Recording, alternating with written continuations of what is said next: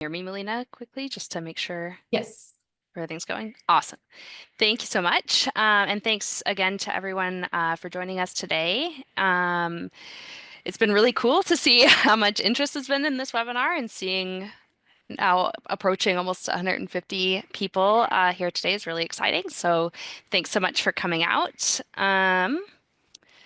I'm going to start this session first with a land acknowledgement before we get too far into the content. And I'll be giving a land acknowledgement for the area I'm joining from today, which is now known as the City of Waterloo. As we all know, of course, the lands and waters of Turtle Island, now known as North America, have been and continue to be inhabited and stewarded by diverse Indigenous peoples since time immemorial. Waterloo specifically is situated within the traditional territories of the Anishinaabe, Haudenosaunee, and Attawandaron people. The area is party to the Between the Lakes Treaty 3 and Haldeman Treaty. And there are also active and ongoing investigations and rights claims related to the Haldeman Treaty lands surrounding the Grand River, which I would encourage anyone, especially those who are also living and situated near the river, to learn more about when you have time. The area is also party to the Dish with One Spoon Wampum Belt Covenant, an agreement between Anishinaabe and Haudenosaunee peoples, and extending to all inhabitants of the land, which is an agreement to peacefully share the land or the dish by taking only what we need, being sure to keep the dish clean, and always leaving enough for others, including future generations. As a person of European descent working for a conservation-based organization, I recognize my responsibility to uphold the principles of Dish with One Spoon and to reflect on the ongoing impacts of settler colonialism on Indigenous peoples and to take action within my sphere of influence to begin to undo the colonial ideology upon which the conservation movement was built. Indigenous peoples' ways of living have sustained thriving ecosystems that included human communities for millennia prior to the arrival of European settlers. So to continue to exclude Indigenous peoples and their traditional practices from the lands and waters not only violates their constitutional, treaty, and inherent rights, and further perpetuates the harms of settler colonialism, but also undermines the health of our shared environment. We are all on our own journeys of learning these truths and realizing our roles in moving forward in the spirit of truth and reconciliation. And today I just ask that everyone listening in and participating in the discussion keep these things in mind. There we go. I'll also give a quick introduction to Ontario Nature for those of you who might not be very familiar with our organization. Ontario Nature is a charitable conservation organization that has been a voice for nature since 1931, with a mission to protect wild species and wild spaces through conservation, education, and public engagement. Our organization represents over 30,000 individual members and supporters, and over 150 member groups across Ontario. These groups make up our nature network, and they're a strong grassroots voice for nature provincially. We also work as a land trust with 26 nature reserves across the province and publish an award-winning quarterly magazine. In terms of who exactly you'll be speaking from or hearing from today, today's speakers. As you've heard, I'm Sarah. I'm the Conservation Planning Coordinator here at Ontario Nature. I joined the organization in May of 2022, and I've had a lead role in our wetlands campaign ever since, including co-authoring the report that we'll talk about a bit more today. And you'll also be hearing from our Conservation Policy and Campaigns Director, Tony Morris, who joined Ontario Nature last spring after spending much of his career working in various levels of government. And since Tony's joined us, he's been overseeing all of our conservation policy campaigns work, including the wetlands campaign, and he's also a co-author on this most recent report. So we also just have a quick poll here to get to know our audience and who else joining us a bit better. And if you could launch that now, Melina, that would be awesome. So there are two questions in the poll. As you guys are answering, I'll just kind of talk through them quickly. The first one asks, which of the following options best describes the role or job that you're currently in or joining kind of on behalf of today, municipal staff, conservation authority staff, a private planner or consultant, or something else that we haven't listed. And then the second question asks where approximately you're joining us from, with options of near the St. Lawrence River, any of the four Great Lakes that are falling kind of in part within Ontario, or far northern Ontario. And if you feel like you could select more than one of those options for your location because you're close to more than one of those features, just go ahead and pick whichever one you feel most closely associated with. It's just kind of more of a fun question to see where everyone's joining us from today. And I'm just looking over to my side because I have a second monitor over here where the poll is showing up. I'm seeing we've got about half municipal staff maybe today joining us, a third conservation authority staff, and then a couple of others, which is really great to see. Um, and then in terms of location, we're seeing about 60% people near Lake Ontario, um, and then others kind of spread between St. Lawrence and Lake Erie and Huron, with one person joining us from near Lake Superior. So thanks so much for joining us from but farther north than most people today. And you can go ahead. I think those, have you stopped sharing those results? Sorry, Melina. I can't see exactly what everyone's seeing. Sure. Awesome. Thank you. All right, I'll just switch our slide here. So yeah, our overarching goal for today's webinar is, of course, to introduce our new report on wetland conservation best practices for local planning authorities, and explore ways that that report and Ontario Nature as an organization can serve, hopefully, as valuable resources for planning authorities like yourselves that want to protect local wetlands. We'll be giving a bit of a teaser into that report, including why we made it, who we've made it for, and some of the great examples that we found of Southern Ontario municipalities and conservation authorities that are already doing a really great job at protecting local wetlands. By the end of today's session, we're hoping that everyone will be able to walk away with a solid appreciation of the importance of Ontario's wetlands and how provincial policies have changed, a better understanding of the tools municipalities and conservation authorities have to protect local wetlands, and as well a little bit of hope about the opportunities that we all have to protect local wetlands. And with that, I will pass things over to Tony for a minute to give an overview of why it's really important to protect local wetlands. That kind of sets the context for why we created our report. Thanks, Sarah. So wetlands are worth protecting for many reasons, not the least of which their role as nature-based climate solutions. Wetlands store a massive amount of carbon, keeping greenhouse gases out of the atmosphere. They also play a major role in reducing floods and related impacts, especially important as climate change impacts and extreme weather patterns intensify and place additional pressures on municipal infrastructure.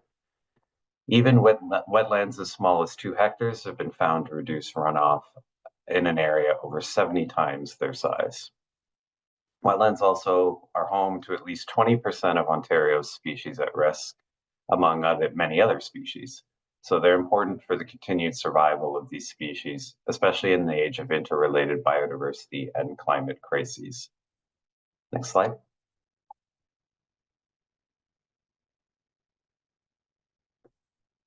Wetlands also provide a myriad of other benefits, such as water purification, a source of wild foods and medicines, spaces for recreation and tourism like hiking and nature appreciation, and together these benefits frame wetlands as a key component of happy, healthy, and sustainable communities. Next slide. Wetlands also have a deep significance for Indigenous peoples. Consistent among many Indigenous worldviews are the belief that land, air, and water are part of one natural system, and that humans are part of that system, not separate from it.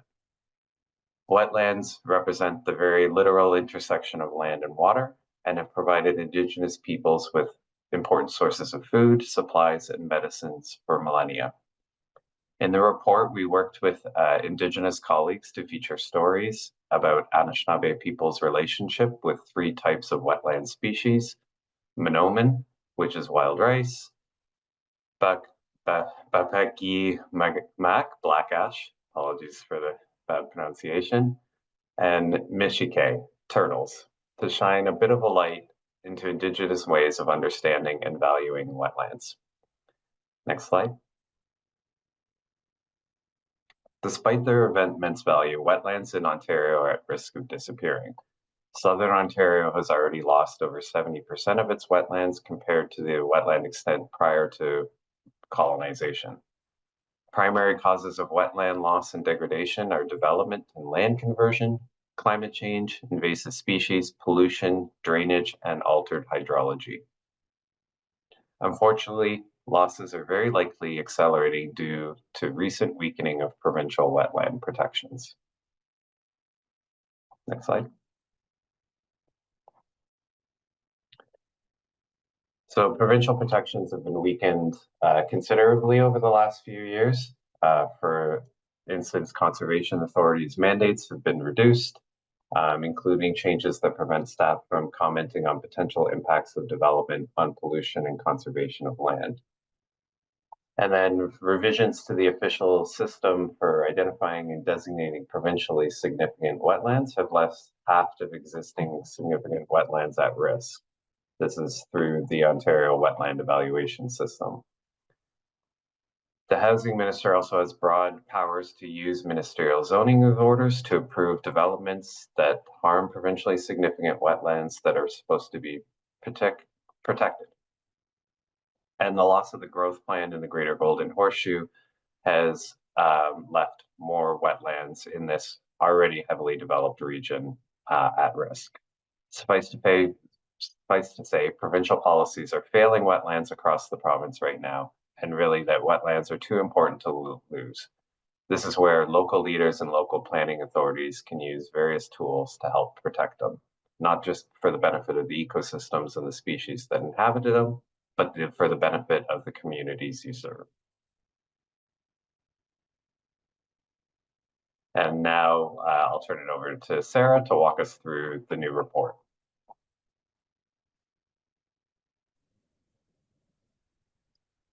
Awesome. Thanks so much, Tony. So that's really why we created this new report that's called Wetland Conservation for Local Planning Authorities, a review of wise practices in Southern Ontario. And Melina, if you could just add the link to the report into the chat now, please, that would be great. I believe it was included in the invitation email for this webinar as well. And we'll be sending it around in the follow-up email as well after this webinar wraps. So you'll be getting it in a few different ways, and hopefully you'll be able to keep track of one of the links. I know they get lost pretty easily. So knowing how valuable wetlands are for addressing both the biodiversity and climate crises, and the increased risk that they're facing due to the weakened state of provincial wetland protections, we really want to, as Ontario Nature and through this report, help encourage and empower local planning authorities like yourselves to use the tools that you have available to protect wetlands locally. And the report really aims to do this and to help you help wetlands by featuring examples of how municipalities and conservation authorities are already doing just that.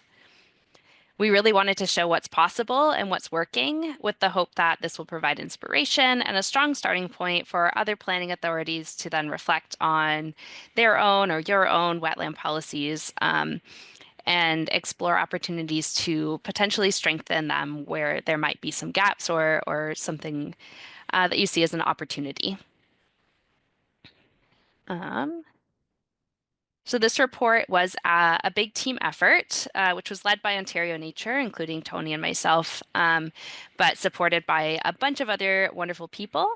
We're really grateful for all the reviewers who are listed here on the slide, who read our early draft and provided really insightful feedback that helped us to end up on a really solid final product, we think. We worked especially closely with Cambium Indigenous Professional Services, Carrie Ann and Brianna listed there on the slide, to reflect Indigenous rights, perspectives, and priorities throughout the report.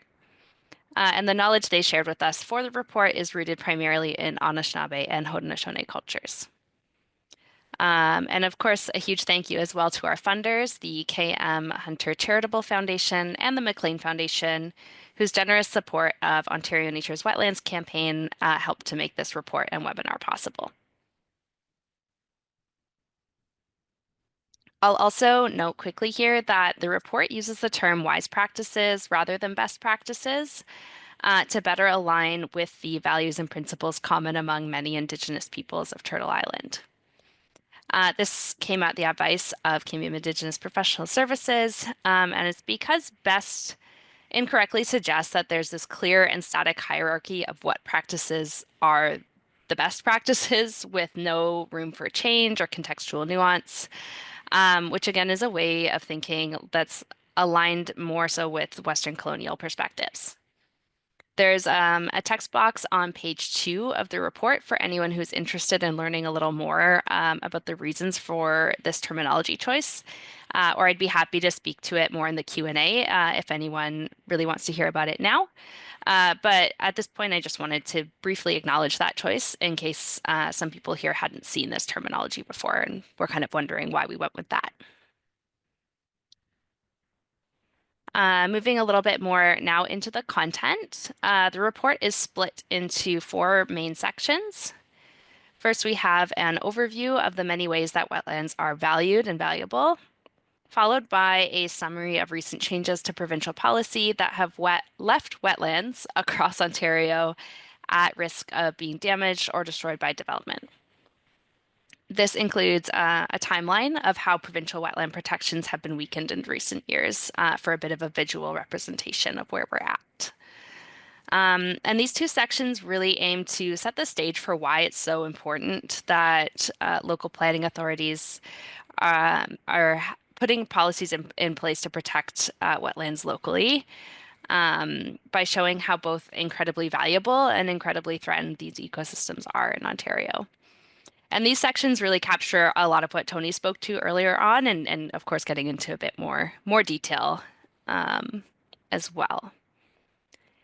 Then the bulk of the report really highlights a bunch of examples from 13 municipalities and 4 conservation authorities that already have solid policies in place to protect local wetlands. And for each example, explaining what the policy is and why we think it's a wise practice. The examples in the report are certainly not the only examples of effective wetland conservation being led by local planning authorities in Ontario, but they do showcase some of the great work that's already being done and that we'd love to see more planning authorities doing in their own communities as well. And then we also have a short section with some tips and tools for building networks of support for local wetland conservation. We know that local planning authorities, like yourselves, have a lot on your plates, and there's no need to try and make these positive changes for wetlands alone. There's lots of people and organizations who might be able to lend their support, and I'll speak to that a little bit later on as well. First, though, I want to speak to some of the wise practice examples featured in the report. The examples are sorted into 7 different themes or categories that each have their own subsection through the report. And those are prohibiting or restricting development in wetlands, requiring wetland evaluations under that Ontario wetland evaluation system Tony mentioned, preventing wetland degradation, building meaningful relationships and partnerships with Indigenous peoples, accounting for wetlands as natural assets, managing and stewarding wetlands in public ownership, and supporting private wetland stewardship as well. And I won't be getting into all of those examples today, of course, because there's a bunch of them, but I will emphasize some of the wise practices relating to protecting wetlands from the impacts of development, accounting for wetlands as natural assets, and building positive relationships with Indigenous peoples. So because of the changes to provincial policy that Tony mentioned and ever-increasing development pressures, we know that wetlands and other natural areas across southern Ontario are facing significant development threats. The fact is, though, that we need wetlands and they're not really ideal places for development. So the importance of establishing local policies to protect them can't really be overstated. The report features several examples of policies, such as official plans, as well as zoning bylaws, that will prohibit development on all kinds of wetlands. So while provincial policies still have strict protections for provincially significant wetlands in southern Ontario, there are many incredibly valuable wetlands that have not yet been designated as significant and are therefore at risk of development if there aren't those strong local policies in place. And even previously designated significant wetlands may be at risk of losing their status under the new system for identifying provincially significant wetlands. So it's really important to make sure that all kinds of wetlands, or more kinds of wetlands at least, are protected in local planning policies and bylaws. Equally important to protecting wetlands themselves is making sure, as best as possible, that the land uses surrounding wetlands aren't causing damage or degradation of the ecosystem. Examples from the report include site alteration bylaws and monitoring protocols aiming to prevent developments from altering the water flow to and from adjacent wetlands, as well as green development standards that require new developments to minimize and manage their runoff on site so that it's not entering the ecosystems nearby, using native plants, and also establishing natural vegetated buffers around wetlands and other natural ecosystems. And all of these approaches can help to reduce the impact of growing communities on adjacent wetlands and other natural areas, which is really key to keeping these ecosystems healthy and functioning for the benefit of all the people and species that depend on them. So in the report, sections 4.1 and 4.3 explore concrete examples of these types of policies, which come from Quinte Conservation, Peterborough County, City of Guelph, Richmond Hill, Toronto and Region Conservation Authority, the County of Brant, City of Toronto, and Ajax as well.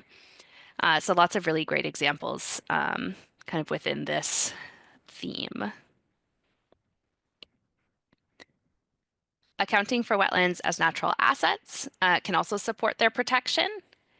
And when I say natural assets, I mean thinking about wetlands and other natural ecosystems in terms of the services that they provide for the surrounding human communities.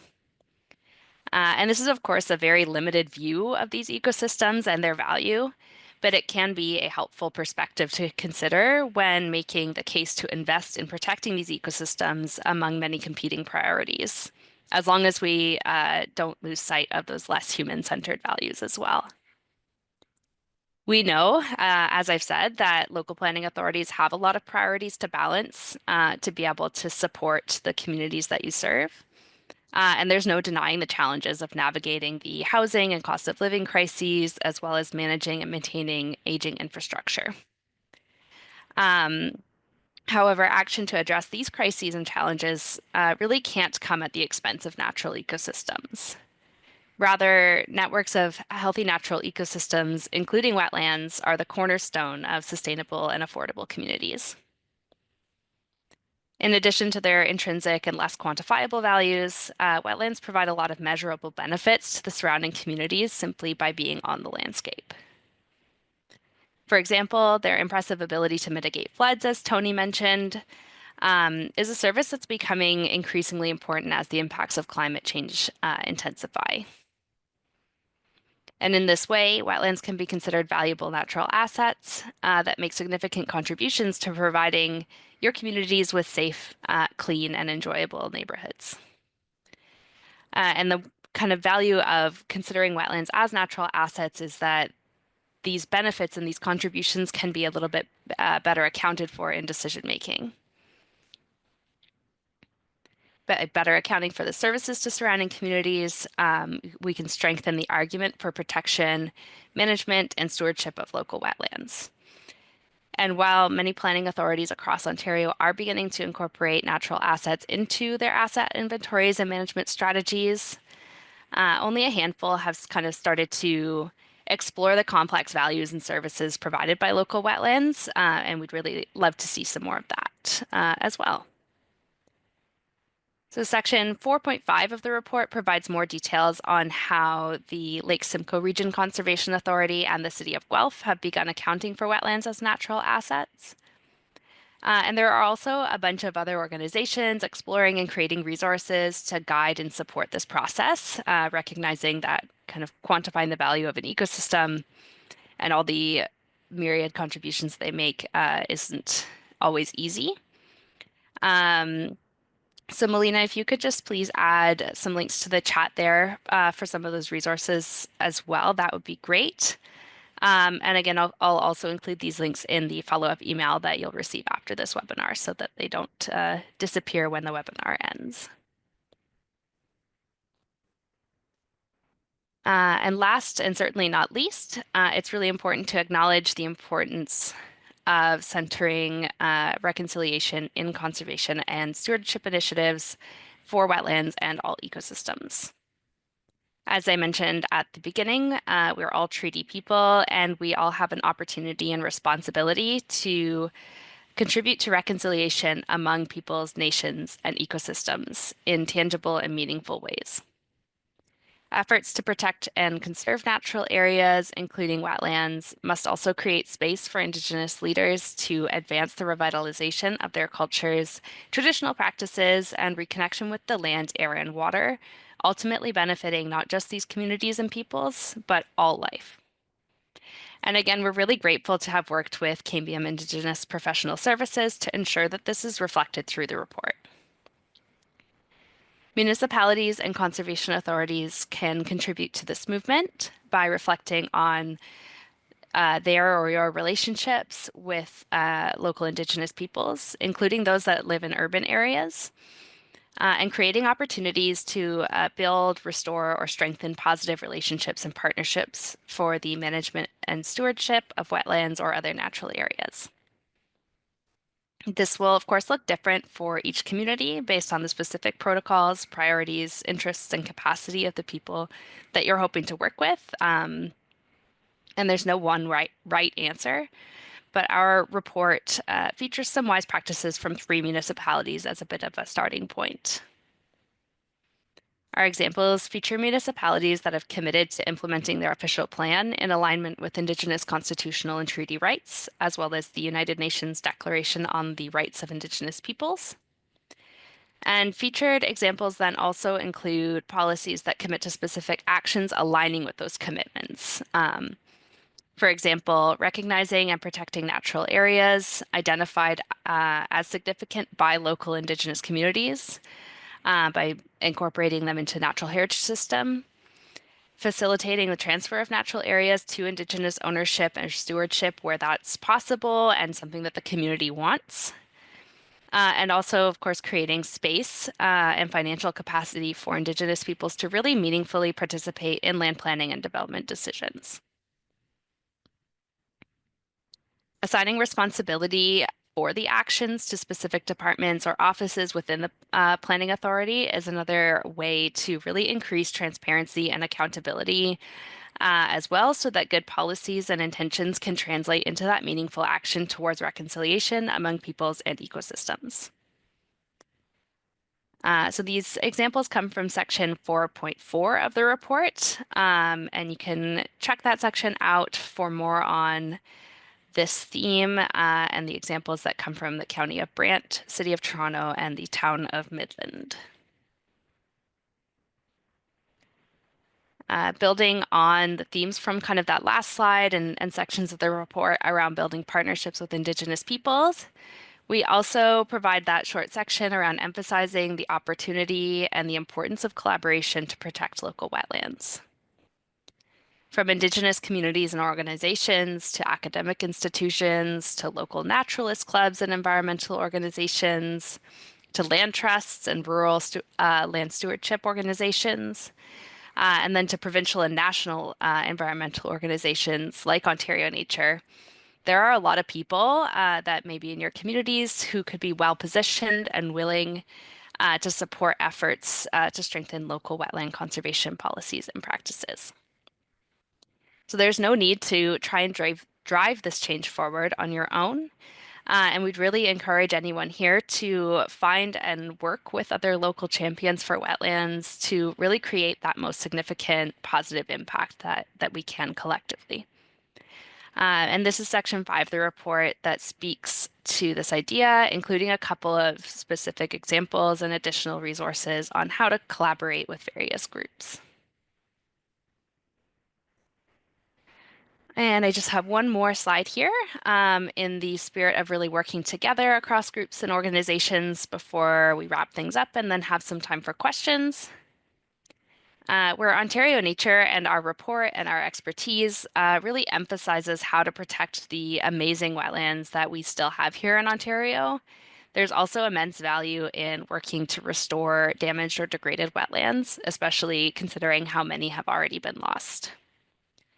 Ducks Unlimited Canada has a lot of knowledge and resources to support these types of efforts. They're particularly well equipped to provide funding for wetland restoration and acquisitions for wetland conservation, as well as supporting the design and implementation of wetland creation or restoration projects. And they can also help with wetland mapping to inform natural heritage systems. So we're happy to work with municipalities and conservation authorities to really make sure that your wetlands that are left are well protected and ducks kind of can fill that gap in terms of wetland restoration and acquisitions as well. So if any of these services are of interest, you can reach out to their Ontario Provincial Policy Specialist, Sean Rutham, whose contact is there on the bottom of the slide. And Melina, if you could add Sean's email to the chat as well, that would be great. So the long and short of it here is really that wetlands are invaluable. And in a province that has already lost so many of these incredible ecosystems and where provincial protections are being continually weakened, we really need to use every tool that we have. Luckily, wetland or local planning authorities, sorry, like yourselves, still have plenty of opportunities to protect local wetlands and restore areas that have already been damaged or degraded. And there are plenty of others out there who may be able to provide support. So please consider giving our report a read and thinking about any opportunities that there might be to build upon and strengthen your own local wetland policies. And of course, please don't hesitate to reach out as well at any time if you have any questions or feedback on the report. And Melina, if you could just add my email to the chat as well, and my contact information will also be in that follow-up email so that you know where to find me and how to reach me if you do have anything that you'd like to chat about.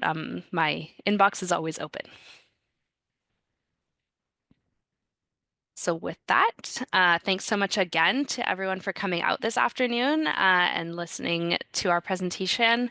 If you have any questions that you haven't added to the Q&A function yet, you can go ahead and add them there now, and Tony and I will answer as many as we can in the remaining 20 or so minutes.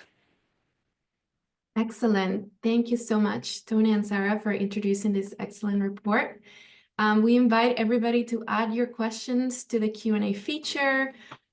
So far, we have one question that was shared earlier. And the question is, are there any review of wise practices in Northern Ontario? Yeah, I can grab that one. So this report specifically is scoped to Southern Ontario.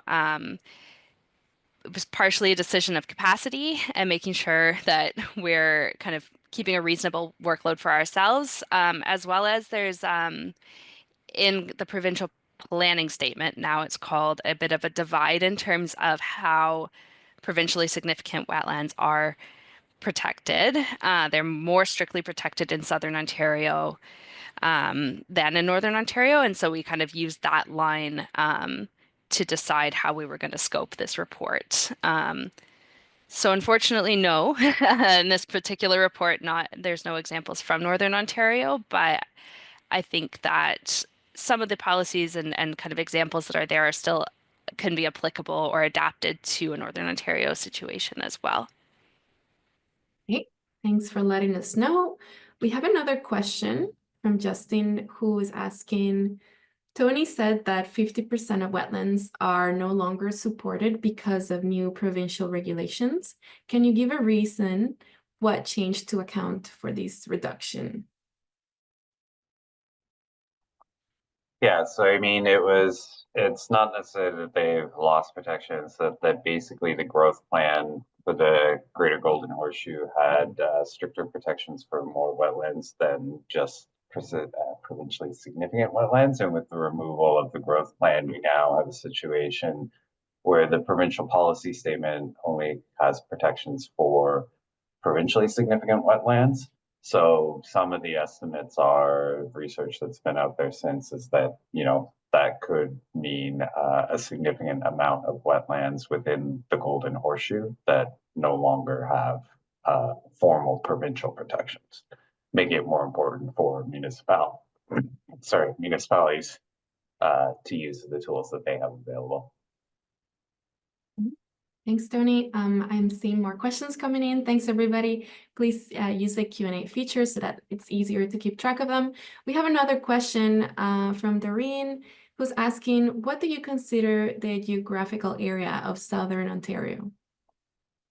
Yeah, so for this report, we kind of drew a line around their ecoregions 6E and 7E, which I'm not sure if that really resonates too much with people. It's kind of around the Ottawa area down to the top of Lake Simcoe and kind of connecting to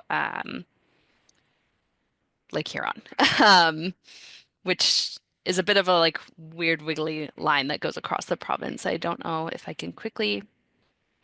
I don't think I can quickly and super easily pull up a map, but if you go to the report itself in the appendix, you can kind of see which municipalities are kind of what we consider to be within Southern Ontario based on the legend there. Okay, great. We have another question from Michael, who's asking, would Ontario Nature be available to help develop and or review wetland offsetting policies for planning authorities? That maybe. I'll give a maybe. I think that we're well positioned to do that. We have another report as well that is wetland offsetting for local planning authorities, I believe it's called. Thank you, Tony, for putting that in the chat, which provides kind of a similar structured report centered on offsetting, really emphasizing some key criteria that we think are important for proceeding kind of with offsetting cautiously, recognizing that once a wetland is gone for development, takes a very, very long time, and it's very difficult to then restore or replace the same level of function with not a ton of evidence that has been particularly successful to date. That said, restoration and wetland creation is really important to kind of compensate for losses that I've had. So I'm going on a bit of a tangent, but we could, and I would maybe encourage you to reach out via email and we can kind of chat about what you're thinking and maybe starting with that report as well. All right. We have another question from Sarah. Has any work been put into developing an evaluation system or framework for local or regional wetland significance? Some official plans include protections for locally significant wetlands, and I am curious if Ontario Nature has reviewed and found consistent themes or criteria. That is a great question, and not one I maybe have a great answer to right now. The one that I'm immediately thinking of is in the city of Guelph, where they've kind of defined locally significant wetlands in a particular way, kind of using a size threshold as well as certain characteristics of the wetlands. Um, but in terms of consistent approach, there's not something coming to mind immediately for me, unless Tony, you are aware of something. Yeah, nothing that comes to mind, but I think it's a great idea and something Ontario Nature can certainly look into more as potentially a follow-up to this report, given the need for kind of some of that consistency and criteria to be led by local planning authorities. All right, thank you. Another question. Can you recommend an Ontario municipality that has a green development standard to review as an example? Yeah, so there's one in the report from Ajax, and as well the City of Toronto has a good green development standard in place. Those are t the two that come to mind immediately for me. Um, Tony, I'm not sure if you've got another example at the top of your head, but those are ones that I've come across. Yeah, those would be the two that I would cite. And you can see in the section 4.3 of the report that there's links to those standards from the City of Toronto and Ajax. Okay, another question. Is there a mapping tool that highlights significant local coastal wetlands? Provincially significant wetland mapping is available, but does not include or highlight significant local and coastal wetlands. Do you want to take this one, Tony? Uh, no, it is, yes, that there's a gap there. And it's something Ontario Nature and Ducks Unlimited and some other groups are discussing in the sense that, some of the data that we've even cited in terms of wetland losses in southern Ontario is quite old now. It's over 20 years old. And because the provincial mapping only does provincially significant wetlands, it's certainly a gap in terms of what the state of wetlands are across the region. Having said that, there are certain municipalities and certain conservation authorities that have really great mapping and really great data. But of course, they just do it within their jurisdictions. So it's hard to get a kind of more regional picture. So that is a significant gap at the moment. I see. Okay, I'm also seeing lots of comments and resources being shared in the chat. Thank you so much. We have another question from Michelle, who's saying, I wasn't aware of this publication until someone told me. Is Ontario Nature planning to reach out to municipalities when they publish these useful resources? Yeah, so that's kind of what we were hoping to do today. It's been a bit of a process to get it promoted.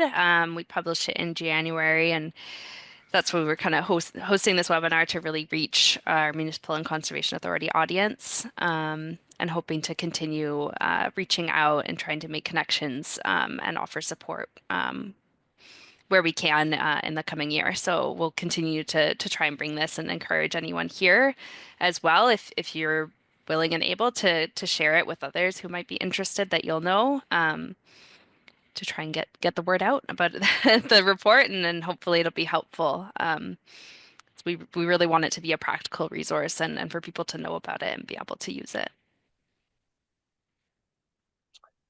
Yeah, we're hoping to also maintain more connections with OPPI and Association of Municipalities of Ontario to kind of find opportunities to share resources like this and support municipalities across Ontario.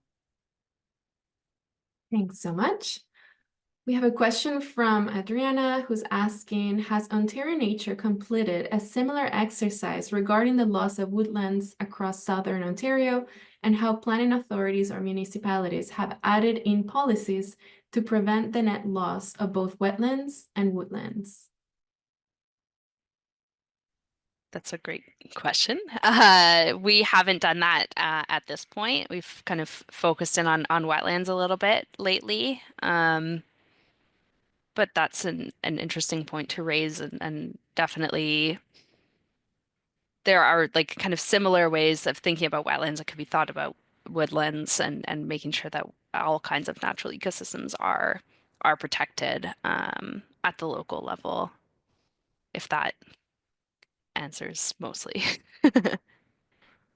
Yeah, I guess I'll just add, no, we haven't looked specifically at woodlots, but I just put in the chat a link to another wise practices report we released last year, which is more about how municipalities can contribute to Canada's protected areas target and protecting 30% of lands and waters by 2030.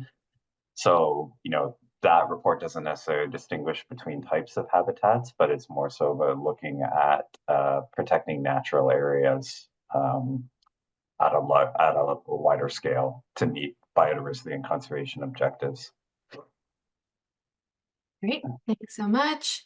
This is not a question, but a comment from Thora, who's saying, from Thunder Bay, the wise practices you've identified for Southern Ontario would still be relevant for Northern Ontario municipalities in terms of framing policies and asset management plans for wetlands as natural assets. One of Ontario Nature's nature network groups, Thunder Bay Field Naturalists, already has a land trust role. So thank you, Ontario Nature, for support. So great, thank you for sharing that comment. We have another question on the chat. Jane is asking, I don't think the audience can see the resources you refer that are being posted by others. Are you able to share them after the session? Oh, I see. Okay, yes, I see people are commenting, but the message is only going for hosts and panelists. Maybe. I can share the sustainability metrics. So yeah, one of them was the city of Richmond Hill, Markham, Vaughan, and Brampton have sustainability metrics, which is their equivalent of green development standards. So that's one, which I'll add so that everybody can access it. Great. Thanks so So, much. was there another one, McLean? I don't think so. I see, Kate, you have your hand raised. If you have a question, feel free to add it in the chat. We have one more coming in. Jessica's asking, do you think that the evaluation of unevaluated wetlands would help strengthen the protection of wetlands in Southern Ontario? Absolutely. That's something that is in section 4.2 of our report is there are a few examples of municipalities that have policies in their official plan that essentially protects unevaluated wetlands and then requires them to be evaluated before making land planning decisions, which is definitely a great approach to kind of getting those provincial protections in place. The kind of little caveat to that being that the new system for identifying those provincially significant wetlands for protections has been weakened, as we mentioned. So it is actually pretty difficult for wetlands, or more difficult than it has been in the past for wetlands to get to that protected status, not reflecting necessarily a change or lesser value of those wetlands, but a change in the criteria and the kind of bar that needs to be met to get to that protected status. So it will protect some wetlands by getting them to that protected provincially significant status, but it may leave some other wetlands, especially smaller ones, kind of identified as not provincially significant, in which case there would need to be local protections in place for those to be protected. Thanks so much, Sarah. We have another question from Sarah, who's saying it's wonderful to offer local support. Do you also work to address this issue at the provincial level? Our local OPs need to be consistent with the PPS, so the goals and objectives of the province do influence how we develop our official plans and therefore our scope in wetland protection. Yeah, I mean, certainly advocacy towards the province in terms of reversing some of the changes that have weakened wetland protections is a significant component of some of the work we're doing. The changes have been quite significant and quite continual. as everyone knows, we're in the midst of an election campaign as well. And Ontario Nature, as part of that, is advocating for those changes to be reversed and for wetland protections to be strengthened across the province at the provincial level. So yes, that very much does feed into our strategy as well. But in the absence of that provincial leadership, we're working with local planning authorities to strengthen policies and use the tools they can, because wetlands are too important to continue to be lost. Thanks, Tony. Okay, I don't see any more questions or comments from attendees, so I think this is a good time to end our webinar then. Thank you so much, Tony and Sarah, for such an informative webinar. Thank you, everybody, for joining today and for all your wonderful questions. We will follow up via email with a recording of the webinar and more resources. So thanks again, take care, and we hope to see you soon.